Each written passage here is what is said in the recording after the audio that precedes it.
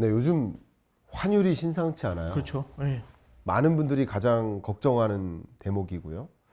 근데 이 강달러 현상이 장기화되고 있는데 한국은행에서는 굉장히 이례적으로 24년 연말에 금리 인하를 예고하듯이 아 예. 발언까지 했습니다. 이 환율 왜 이렇게 이 강달러 기조가 생각보다 장기화되는지, 그리고 앞으로 어떨 거라고 생각하시는지 한번 여쭙고 싶습니다. 일단 뭐 한국은행의 변명으로 그게 아니라 FOMC 직전에 이제 그 물가에 관해서 점검하는 그 회의 때 그때 기자회견에서 뭐 B컷도 가능하냐 1월 달에 뭐 이제 그 질문이 나오면서 약간 이제 금리 인하를 시사한 것처럼 사실 저도 약간 그렇게 느꼈고요. 맞아요. 그렇게 됐는데 FOMC 결과가 또 새로운 변수가 될 수가 있고요. 그 다음에 환율이 만약에 그 막 1,460원, 70원 굉장히 불안한 모습을 보이게 되면 계속 올라가는 모습을 보이게 되면 한국은행 입장에서도 고민을 할 수밖에 없어요. 그러니까 한국은행도 결국에는 똑같이 얘기하고 있는 게 예측을 하고 있는 게 아니라 들어오는 데이터에 맞춰서 그때그때 대응을 하겠다는 게 현재의 포커스이기 때문에 금리 인하를 완벽하게 시사했다라고 말하기엔 좀 애매한 부분은 있는 것 같아요. 그러니까 가능성을 크게 열어두고 있다 정도로 보는 게 좋을 것 같고요. 저는 이제 지금 환율을 바라볼 때 시각은 일단 달러가 강해진 이유에 대해서는 이렇게 볼 수 있을 것 같아요. 결국에는 원달러 환율이지 않습니까? 원달러 환율이라는 거는 결국에는 우리나라도 봐야 되지만 미국도 봐야 되거든요. 일단 첫 번째는 미국이 너무 강해요. 네. 진짜 믿을 수 없을 정도로 강한데 강하죠. 이게 성장세 자체도 워낙에 차별적이고요. 그러니까 미국 예외주의란 말이 나오지 않습니까? 네. 그러니까 혁신에 있어서도 그렇고 모든 새롭게 뭔가 시장을 자극할 만한 아이템이 다 미국에 있는 아이템들이고요. 그다음에 기업들의 포트폴리오도 너무 좋은 것 같아요. 예. 그리고 또 하나는 거기에 트럼프라는 사람이 들어오게 되면서 트럼프가 이제 결국에는 그나마도 미국에 있는 약점들을 갖다 다른 나라에 있는 부를 가져와서 메우겠다는 얘기지 않습니까? 네네. 그럼 다른 나라의 부가 줄어들게 되고 미국이 강해지게 되면은 미국으로의 자금 쏠림이 더욱더 커지게 되겠죠. 이런 생각은 좀 들어요. 글로벌 금융위기 이후에 전 세계로 양적 완화라는 걸로 어마어마한 돈을 풀었거든요. 네. 돈이 막 흘러나가 있었는데 그때 당시에는 미국에서 돈이 나갔어요. 왜냐하면 미국보다 신흥국의 성장이 더 강했기 때문에 신흥국 쪽에서는 달러가 너무 많이 유입돼 들어오니까 2011년, 12년에 그만 좀 들어왔으면 좋겠다고 막 토빈세 때리고 막 그랬거든요. 맞아요, 맞아요. 근데 그때 나갔었던 돈들이 지금은 미국으로 다 역류하고 있는 느낌? 왜냐하면 미국 이외엔 대안이 없지 않습니까? 네. 그건 이제 우리는 미국 예외주의라고 하고요. 그래서 미국 예외주의가 결국에는 강달러의 첫 번째 요인이라고 보고요. 미국 예외주의가 이어지게 되면은 미국의 경기 과열이나 물가에 대한 불안을 자극을 할 수밖에 없을 것 같아요. 그렇죠. 그렇게 됐을 때는 연준이 또 다른 고민을 하게 됩니다. 뭐냐면 금리 인하의 속도를 늦추거나 물론 그 가능성은 좀 개인적으로는 적다고 생각을 하는데 금리를 되려 인상해야 되는 문제가 생길 수가 있거든요. 그러면 다른 나라에 비해서 미국이 높은 금리를 유지하게 돼요. 그러면 결국에는 미국의 성장도 강한데 금리까지 높으면 이거는 미국 사이드로만 봐도 강달러를 가리키고 있죠. 달러가 강해도 미국이 강해도 우리가 그만큼 강하면은 환율이 안정이 될 텐데 근데 우리나라가 지금 상황이 녹록치가 않습니다. 그게 이제 다른 나라들도 통화 약세를 만들고 있으니까 우리나라도 어느 정도는 온라인을 맞춰야 되는 것도 있고요. 그 다음에 우리나라가 지금 내수 소비가 굉장히 좀 약하잖아요. 네. 그거를 수출로 좀 메워보려고 하는데 트럼프의 관세가 만약에 불확실성으로 작용하게 된다면 우리나라의 수출에 대해서도 미래에 대해서는 어떻게 장담할 수 있을지 아무도 알 수가 없지 않습니까? 그러면 우리나라 같은 경우는 약해질 거라는 생각이 드는데 미국은 계속해서 돈이 몰릴 거라는 생각이 들면 한국 원화는 눌리면서 달러화는 강해지니까 원달러 환율 자체가 상방을 가리키게 되는 그런 이슈가 되는 것 같아요. 그래서 미국은 예외주의로 강한데 우리나라에 대해서는 힘이 빠질 것 같다라는 그런 이슈들 이게 지금 환율의 상승을 갖다가 계속해서 견인하고 있는 게 아니겠는가 그렇게 생각합니다. 저 강의 들은 느낌입니다. 우리 구독자 여러분들도 아주 재밌게 말씀 들으시는 것 같은데 안주 하나 드시면서 저도 자랑 하나 하겠습니다. 제 25년 전망서에 예. 5번째 챕터가 나홀로 골디락스 미국입니다. 그러니까 미국 예외주의를 네네. 약간 작가적 감성으로 쓴 거죠. 네네. 네, 그리고 뭐 이어서도 나오는 그 챕터가 그런 내용인데 그걸 가지고 좀 한번 말씀드려보면 너무 좋은 말씀 주셨어요. 미국 예외주의라고 할 만큼 세계 경제는 저성장 고착화되고 세계 주요 권역들이 다 저성장화되는데 미국으로 돈의 쏠림이 있고 그게 또 미국 실물 경제를 더 견조하게 만들고 있다. 그러니까 어쩌면 달러의 가치는 그 나라 경제의 펀더멘탈인데 미국 경제만큼 펀더멘탈이 강하게 움직이는 나라는 현재 없어 보인다. 네. 그게 역시 강달러의 요인이라고 볼 수 있는 것 같아요. 거기에 금리가 같이 맞물리는 거예요. 네, 그렇죠. 되게 재밌게도 기축통화국들 다른 나라들 다 비교해 보면 다 서둘러 금리 인하합니다. 네, 그렇죠. 캐나다도 마지막 금리 인하가 비컷이었어요. 그리고 캐나다 외에도 뭐 스위스, 스웨덴, 영국, 유로존 다 미국보다 서둘러 금리 인하를 하죠. 그러니까 경기가 안 좋으니까 독일 경제 제로 성장하잖아요. 전년도는 마이너스 성장하고 23년 마이너스 0.3, 24년 0.0, 25년 0.6. 이 숫자가 잊혀지지가 않습니다. 너무 강해서. 그러니까 세계 경제가 이렇게 저성장 고착화되는데 그러니까 미국 경제는 견조하니까 급할 이유 없는 거죠. 금리 인하가. 또 그게 역시 금리 차가 강달러를 상대적으로 더 야기하는 요인이 되는 것 같습니다. 여기에 하나가 바로 우리나라의 정치적 리스크. 네. 안타까운 정말 우리가 맞닥뜨려야 될 환경도 녹록치 않은데 우리 대내적으로 참 어려운 경제, 이 불확실성. 저는 비상계엄 선언 다음 날 마침 무슨 피의사를 만났거든요. 네. 근데 잘 아시겠지만 자산운용사나 피의사나 이런 회사들이 많은 외국 투자자로부터 자금 마련을 위해 그렇죠. 투자자를 다 설득시켜 놨는데 비상계엄 선언 당일날 다 투자 철회를 합니다. 그러니까 가뜩이나 한국에서 돈을 내던지고 미국으로 가고 있는데 이 국내 정치적 불확실성 때문에 더 원화를 내던지고 달러를 보유하려는 움직임.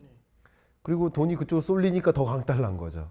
계속 이런 움직임이 전개되고 있는 게 아닌가. 그래서 강달러의 장기화를 예견할 수밖에 없는.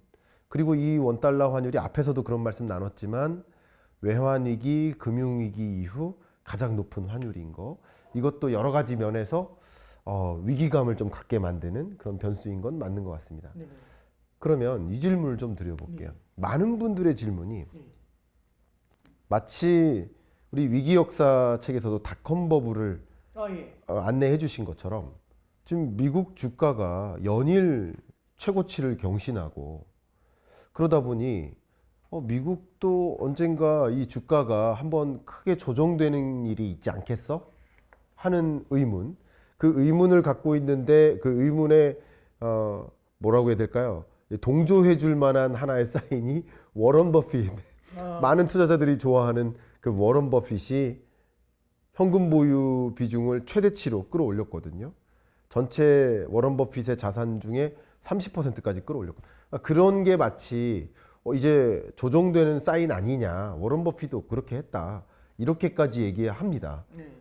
단장님 어떻게 보십니까? 이제 닷컴 버블은 결국엔 주식에 대한 얘기인데 제가 뭐 주식 전문가가 아니니까 말씀이 좀 조심스럽긴 한데요. 네, 그렇죠. 대신에 그때를 둘러싸고 있는 금융 환경을 좀 볼 필요는 있는 것 같아요. 네.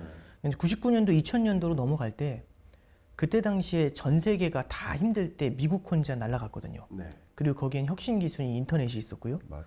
그러다 보니까 그때 참 신기한 게 보통 일반적으로 특정 국가 통화가 약세여야지 그 나라 주가가 보통 오르곤 했어요. 네. 수출이 잘 되니까요. 근데 그때는 참 신기한 게 99년도, 2000년도에는 달러가 강한데 미국 주가가 엄청나게 오르더라고요. 왜 그러냐면 해외에 있는 유동성이 미국밖에 답이 없다. 미국 예외주의 해가지고 미국으로 몰리는 겁니다. 네. 그럼 미국으로 유동성이 엄청나게 몰려드니까 주가가 오르고요. 모두가 달러를 사서 들어와야 되니까 달러의 밸류가 올라가는 거거든요. 그래서 강달러와 주가 상승이 같이 나오는 거죠. 근데 이게 강달러가 워낙 강하면 이런 이슈가 생겨요. 뭐냐면 달러가 세잖아요. 그럼 수입 물가를 안정시켜 버립니다. 그럼 수입 물가가 안정이 되면 그리고 다른 나라 경기가 안 좋으니까 국제 유가도 안정세를 보여요. 그럼 수입 물가가 안정이 되지 않습니까? 그러면은 미국 쪽에 돈이 그렇게 넘치고 미국 경기가 활활 타오르는데도 인플레이션을 못 느껴요. 이상하다 이런 거죠. 그럼 이제 골디락스라는 생각을 막 하는 그런 경우들도 생겨나게 되죠. 그게 이제 닷컴 버블 당시 얘기였고요. 그때 당시의 기록들을 한번 찾아보면은 사실 물가가 굉장히 안정돼 있다가 이 물가가 안정된 레벨을 넘어가지고 또 튀어오르기 시작하더라고요. 그러니까 강달러로도 그 소비의 폭발을 막을 수 없었던 거죠. 그러다 보니까 연준이 기준금리 인상을 뒤늦게 세게 따라가면서 닷컴 버블이 빵 하고 깨졌던 겁니다. 그래서 이제 그때하고 지금을 갖다가 한번 비교를 해보면 미국 예외주의라는 면이 좀 비슷하다는 거, 두 번째는 달러의 강세와 주가의 급등이 같이 동반이 되고 있다는 것, 그리고 이제 세 번째는 그런 주가의 급등에는 심리적인 요인이 되게 많다라는 것. 뭐냐면 주가가 오르면 보통 비싸지니까 덜 사야 되는데 오르니까 더 사는 현상이 나타나죠. 그래서 심리적인 과열 현상들 어느 정도는 저도 나타나고 있다고 봐요. 근데 다만 2000년대하고 다른 것 중에 하나는 지금은 그때보다 국가들이 훨씬 더 글로벌화돼 있고 그 다음에 글로벌 금융 시스템도 연결이 돼 있잖아요. 그러다 보니까 미국이 해외에서 얻어내는 수익들도 상당히 다변화되어 있는 편이죠. 또 하나는 그때는 돈을 못 버는 기업들의 주가도 굉장히 많이 올랐었는데 요즘 미국 주식 보시잖아요. 돈 못 버는 기업은 그냥 패대기를 쳐버려요. 버는 쪽으로 너무 많이 몰리긴 하지만 못 버는 기업들에 대해서는 완전히 진짜 밑에다 이렇게 바닥에 이렇게 지져버리는 그런 모습을 많이 보이더라고요. 그래서 그때하고는 조금 다른 면은 분명히 있지만 주변 둘러싸고 있는 환경의 모습들 있죠. 강달러가 물가를 안정시키면서 경기의 과열을 끌어올리려고 하는 모습들, 그리고 물가가 안정되는 듯 하다가도 다시 최근에 보면은 연준에서도 경계감을 드러냈잖아요. 이런 것들에 대해서는 우리가 좀 충분히 좀 지켜볼 필요가 있다. 그런 생각을 하고 있습니다. 네, 좋습니다. 말씀하신 대로 정말 이 강달러가 지속되는 이런 환경 속에서 더군다나 미국으로 돈에 쏠린 뭐 주식 펀드, 채권 펀드 자금이 다 미국으로 쏠리고 그게 미국 주가, 미국 경기를 계속 뒷받침해주는 그런 모습이라고 좀 평가해 볼 수 있겠는데, 그런데 말씀하신 것처럼 그러다가 한번 조정이 될 수는 있다. 그런 의견까지 주신 것 같습니다. 네, 뭐 가능성은 있겠죠. 현재로서는 어떤 종류의 경제 위기, 금융 위기, 외환 위기를 상정해 놓고 우리가 움직일 필요는 없지만 여전히 위기가 온다면 위기가 올 가능성이 0은 아니잖아요. 위기가 안 올 것으로 전제는 하지만 온다면 어떤 요인에 의해서 어떤 것이 시그널이 돼서 위기가 올 거라고 만약에 가정한다면 생각하십니까? 지금 글로벌리 달러 부채가 엄청나게 많아요. 왜냐하면 그만큼 미국이 돈을 많이 풀었고 그 돈들이 해외에 많이 흘러나가 있거든요. 그래서 우리나라처럼 대외 순채권국도 있지만 그러지 않은 국가들도 되게 많은 편이에요. 그리고 부채가 많다는 얘기는 그런 국가들이 소비가 굉장히 힘들어진다는 얘기가 되는 거잖아요. 그럼 글로벌 전체의 수요가 줄어드는 문제가 생겨요. 근데 먹고 살기 위해서 각 국가가 공장을 돌리면서 물건을 쏟아내지 않습니까? 근데 국가가 쏟아낸 물건만큼, 특정 국가가 쏟아낸 물건만큼 그 나라가 소비를 못하면 해외로 빼야 되잖아요. 그것도 덤핑으로. 싼 가격에, 그러니까 뭐냐, 팔고 안 남은 거니까 해외에 싼 가격으로 풀잖아요. 그러면은 이게 다른 나라는 수출이 힘들어지는 문제가 생겨요. 그리고 지금 말씀드렸던 그 나라가 결국은 지금 중국이지 않습니까? 그래서 이제 저는 첫 번째는요, 중국의 오버 서플라이를 좀 볼 필요가 있다. 결국에는 지금 그 차이나 쇼크 2.0이라고까지도 표현을 하시는 분들도 있는데 저는 공감을 합니다. 그래서 중국의 과잉 생산이라는 게 지금 글로벌 달러 부채가 많은 상태에서 나타나는 수요의 부족과 만약 과잉 공급과 수요의 부족이 겹치게 됐었을 때는 글로벌 불균형이라는 게 나타날 수가 있죠. 그래서 저는 그거 하나를 좀 볼 필요가 있고요. 두 번째는 저는 외환 사이드를 마찬가지로 봐야 된다는 게 미국하고 미국 이외 국가들의 성장이 지금 차별화가 많이 돼 있지 않습니까? 그럼 환율을 볼 수밖에 없어요. 왜냐하면 결국에 위기라는 거는 신흥국에서는 이 나라에서 돈을 빼서 딴 나라로 가야 되잖아요. 그러면 어떤 지표를 보든지 간에 결국엔 깔때기처럼 맨 끝에는요, 환율을 모여요. 왜냐하면 이 나라에서 판 통화를, 이 자산을 팔고 그렇게 받은 그 나라 통화를 팔고 달러를 사서 나가야 되니까 깔때기처럼 환율로 모이게 되지 않습니까? 그래서 환율을 봐야 된다고 생각을 하는데, 그럼 지금 환율이 오르니까 무서운 거 아니냐? 환율이 올라가는 건 두 가지 관점에서 봐야 돼요. 첫 번째는 달러가 강해서 다른 나라 통화가 모두 약한데 원화도 같이 약한 거. 그러면 원달러 환율이 뛰더라도 다른 나라하고의 통화 환율은 안정이 돼 있는 거죠. 이런 케이스라면 좋다는 표현은 그렇지만 덜 불안하다, 이렇게, 그러니까 어떻게 표현해야 될지 모르겠지만 덜 불안하다, 이렇게 보시면 될 것 같고요. 만약에 원달러도 뛰는데 다른 나라 통화 대비로도 엔 대비에도 약하고 그 다음에 유로도 치솟고 위안도 치솟고 많이 이렇잖아요. 그럼 이건 우리나라 자체에 컨트리 리스크, 고유의 문제가 생겨 있는 거죠. 이런 경우에는 뭔가 외환 시장에서 뭔가 문제가 생겼나? 이런 걸 좀 볼 필요는 있는 것 같아요. 그래서 어떤 이슈 때문에 사고가 터질 것이다라는 건 예측할 수는 없지만 어떤 여하한 케이스든지 간에 깔때기처럼 환율로 모여가지고 여기에 영향을 준다. 그럼 환율이 뛰면 어떻게 되느냐? 뛰는 요인은 두 가지가 될 수 있는데 달러가 강해서 뛰는 것보다는 원화가 약해져서 뛰는 것에 대해서 우리가 주목해서 볼 필요가 있다. 예, 그 정도가 제가 드리고 싶은 네. 조언입니다. 그만큼 정말 말씀하신 대로 네. BSI 지표도 마찬가지 코로나19 이후 최대폭의 낙폭을 보였고 심리 지표도 그렇고 소매 판매 지수 증감률은 저는 제 생에 3년 연속 감소하는 건 처음 봤습니다. 3년 연속 감소죠. 그러니까 내수 경기가 엄청 부진하고 더군다나 트럼프 2.0이라는 소용돌이가 앞에 딱 있는데 우리는 이게 외환 위기가 아니라 내환 위기가 아닌가 하는 그런 의문점을 갖고 있을 만큼 정치적 리스크와 정책 공백이 있습니다. 제가 말씀하셨던 것처럼 과잉 생산이라는 그 주제를 가지고 얼마 전에 기재부 자문회의를 갔다 왔어요. 이 과잉 생산이라는 것도 엄청난 위험 요인이고 우리가 그것에 대응할 것을 한번 생각해 보세요. 1,500만 원짜리 SUV 전기차가 들어오면 우리 자동차 산업 어떻게 되겠어요? 만약에 들어오면. 지금 준비 많이 했거든요. 그러니까 이런 것들이 상당한 위험 요인인데 이 정책 공백 때문에 대응할 역량도 좀 약화됐고 내수 경기도 어렵고 외수도 또 어렵고 참 걱정이 많이 됩니다. 그러면 이제 오늘 제가 드릴 마지막 질문이 2025년의 대주제가 트럼프 아닙니까? 트럼프 2.0입니다. 이 트럼프 2.0이라는 소용돌이가 이미 몰아닥치고 있다고 저는 생각하는데 뭐 한 가지만 이건 좀 위험 요인이 된다. 뭐 위기까지는 아니지만 굉장히 우리에게 위험스러운 어떤 변수가 된다 하는 사항 좀 모니터링하고 계시다면 좀 말씀 부탁드립니다. 이제 저는 일단 그 유가 쪽도 같이 좀 바라보고 있고요. 왜냐하면 지금 트럼프가 얘기하는 게 드릴링을 많이 해서 결국에는 원유를 많이 시추하겠다는 얘기지 않습니까? 그렇게 됐을 때는 중동 국가들하고의 갈등 요인이 커질 수가 있어요. 그럼 자칫 잘못하면 중동 국가들에서도 원유를 그냥 퍼내는 문제가 생길 수가 있고요. 이런 것들은 일시적으로는 에너지 가격에 큰 폭 하락을 가져오게 될 수 있는 그런 오히려 되려 디플레이션 리스크 요인으로 번져나갈 수도 있어요. 그래서 아마 미국도 조심하긴 할 텐데 그런 요인들도 우린 첫 번째는 좀 볼 필요가 있고요.